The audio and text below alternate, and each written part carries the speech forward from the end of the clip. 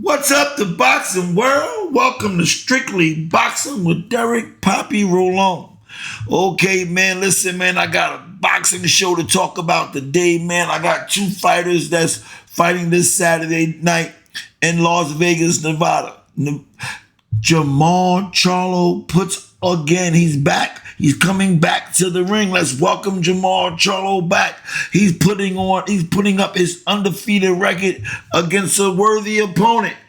Jermall Charlo, 33-0 with 22 KOs, 35 years old. He's going up against a 33-year-old, 39-5 with 18 knockouts, Thomas Cornflake Lamana. He putting up his record against opponent that some people think he's not a worthy opponent. Some people think he's just a bum for Jermall to knock out.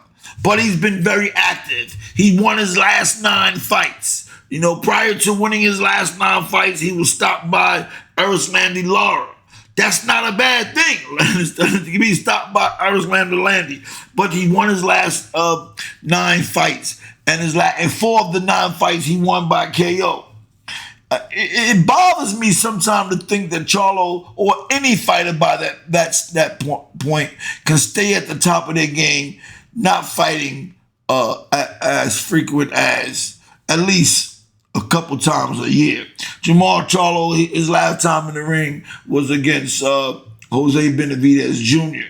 He beat Jose Benavidez Jr. in 2023. And prior to that, he hadn't fought since 2021. It looks like he's fighting every other year, that's not a. I know it's hard for any fighter to stay at the top of your game and you're not fighting that offers. I mean, are you that committed and dedicated that you're in the ring and you're training every day, living the life of a boxing champion? I mean, I don't know if that is the case or not, because if you're not living that life, then it's going to be more difficult to keep your timing back on, to get back in tip-top shape and be ready for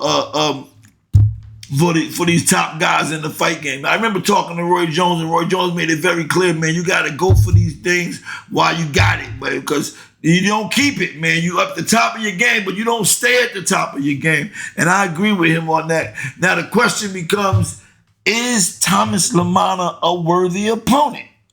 Is he a worthy opponent? Like I said, he won his last 9 fights, 4 of them by knockout. And he lost to Erislandy. His last fight he lost was against Erislandy Lara. So he's been very, very active. He's fighting every year. He's been fighting multiple times a year because he had 9 fights in 4 years. So he's being very active, like 2 fights a year or more. And I think it's going to be a test for Jermall. And I think that even though most people I talk to about this, man, they counting Cornflake out like this is just a walk in the park for Charlo, and that is nothing he'd be interested in. But I beg to differ. Because he's a worthy opponent. He has experience. And in the sport of boxing, in my opinion, man, anything can happen, bro.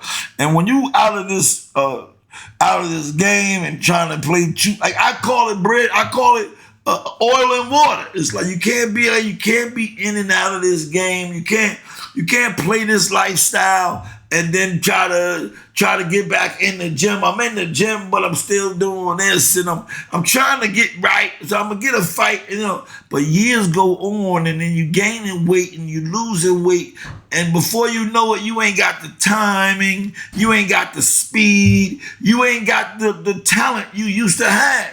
And now it wouldn't matter who you're going up against. It could be somebody less of an opponent as you are, but at the same time, man, if they're in shape and they can punch, it could be a difficult fight. What I think the plans is, though, because on the same card, we're going to be blessed with another fighter back in the ring again, which is one of the top guys, in my opinion, Collar Plant. Collar Plant, 23-2, 14 KOs. He's going up against Jose Armando, 15-2 with 11 KOs. Going to be a decent boxing card. Going to be a nice boxing card Saturday night out of Las Vegas, Nevada. Um, um, Kyler Plant, man, like I said, he's 23-2. He lost 2 fighters. He lost 2. He lost to I know he lost to Canelo Alvarez, right? He was stopped by Canelo Alvarez, and he lost a unanimous decision to David Benavidez. So, but that's okay. He's been fighting every year though. He's been fighting pretty much once a year, and he's been active. So we can't say that he's not staying on the top of his game. That we don't have to worry about. Jose Armando, is he a worthy opponent, or is this just a fight card that they set up so that both of these guys win and then they fight each other for a big middleweight fight? All right, okay. Jose Armando, he got KO'd by Elijah Garcia back in 23, I believe that was, in 23. He lost a unanimous decision to Marcus Hernandez back in 2021. He did win his last fight. By KO. He did win a fight earlier this year. I believe it was like in February. He knocked out a Palizza, I think his name is Fernando Palizza. He knocked him out and he stopped him.